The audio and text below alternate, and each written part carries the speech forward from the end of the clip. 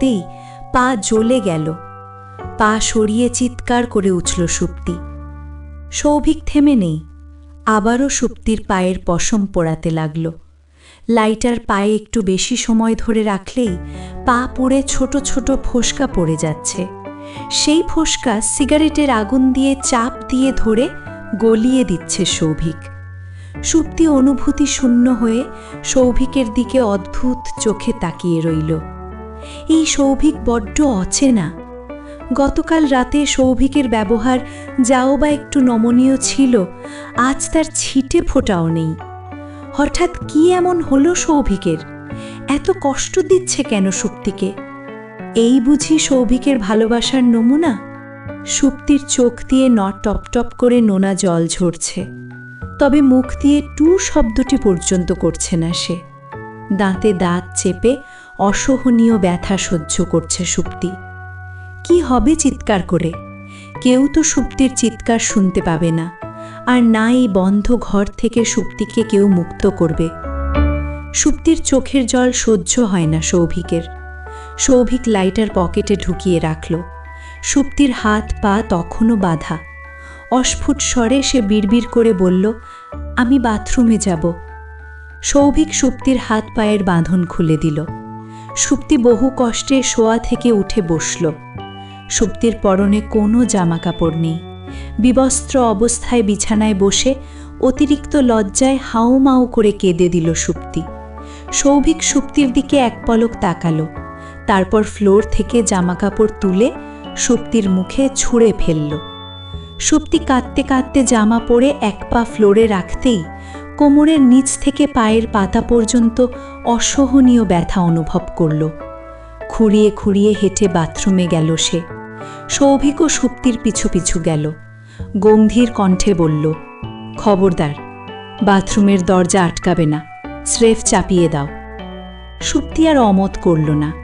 দরজাটা ভেতর থেকে চাপিয়ে দিয়ে জলের কল ছেড়ে হু হু করে কেঁদে উঠল সুপ্তি।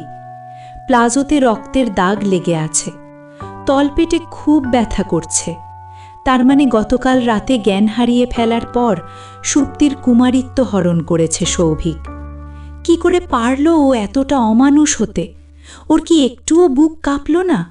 সৌভিক নিজের ডান হাতের তালুতে সিগারেটের আগুন চেপে ধরল। হাতটা জ্বলে পুড়ে গেল। সৌভিকের চোখ পেয়ে জল ঝরছে, তবুও টু শব্দটি পর্যন্ত করল না সে। হাতের উল্টো পিঠ দিয়ে চোখ দুটো মুছে নিল সৌভিক। চোখ দুটো লাল টকটকে হয়ে গেল। ও তো সুপ্তিকে কষ্ট দিতে চায়নি। সুপ্তিকে নিয়ে একটা সুখের সংসার করতে চেয়েছিল, অথচ সুপ্তির সাথে সব কিছুই হবে, শুধু সংসারটাই হবে না। না হলো সংসার। এমন অবস্থা করবে সৌভিক যেন পরবর্তীতে অন্য কাউকে দ্বিতীয়বার বিয়ে করতে ভয় পায় সুপ্তি। সৌভিক ঘরের দরজা বাইরে থেকে তালা দিয়ে কোথায় যেন চলে গেল। সুপ্তি ঘরে এসে সৌভিককে পেল না। স্বস্তির নিঃশ্বাস ফেলল সে। ছুটে গেল জানালার পাশে। কাঠের পাল্লা দেওয়া জানালাটা এত ভারী, কিছুতেই খুলতে পারছে না সুপ্তি। তবে জানালাটা খুলতে পারলে এখান থেকে বের হওয়ার একটা আশার আলো পেলেও পাওয়া যেতে পারে।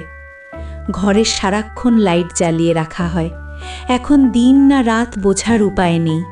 সুপ্তি প্রাণপণে জানালাটা খোলার চেষ্টা করছে আর আকুল হয়ে ভগবানকে ডাকছে। ক্যাচ ক্যাচ শব্দ করে একসময় ভারী জানালাটা খুলে গেল। সুপ্তির প্রাণে প্রাণ ফিরে এলো। এতক্ষণের আটকে রাখা দমটা ফস করে ছাড়ল সে। বুক ভরে নিঃশ্বাস নিল। জানালাটা দু হাতে দুই দিকে ঠেলে সরালো। পুরো জানালাটা মোটা নেট দিয়ে ঢাকা, বাইরের কিছুই বোঝা যাচ্ছে না। সুপ্তির মনটাই খারাপ হয়ে গেল। জানালায় কান পাতল। অস্পষ্ট পাখির কিচিরমিচির শব্দ শোনা যাচ্ছে। এখন কি সকাল? সুপ্তি এক দৃষ্টিতে বাইরের দিকে তাকিয়ে বোঝার চেষ্টা করল এটা কোথায়। বুঝতে পারল না। শুধু লম্বা সরু একটা নদী দেখা যাচ্ছে। নদীতে থই থই জল। দূরের আর কিছুই স্পষ্ট বোঝা যাচ্ছে না। সুপ্তি চিৎকার করে ডাকল, কিন্তু কেউ তার কথা শুনতে পেল না। ওর কথা দেওয়ালে দেওয়ালে বাড়ি খেয়ে রিপিট হতে লাগল। নিজেই ভয় পেয়ে চুপ হয়ে গেল। সৌভিক যে কোনো সময় চলে আসতে পারে। জানালাটা খোলা দেখলে হয়তো খুব রেগে যাবে, আর রেগে গেলে যদি গতকাল রাতের মতো নির্যাতন করে। সুপ্তি ভয়ে ভয়ে জানালার পাল্লা দুটো বন্ধ করে দিল। তারপর আলমারির সামনে গিয়ে দাঁড়ালো।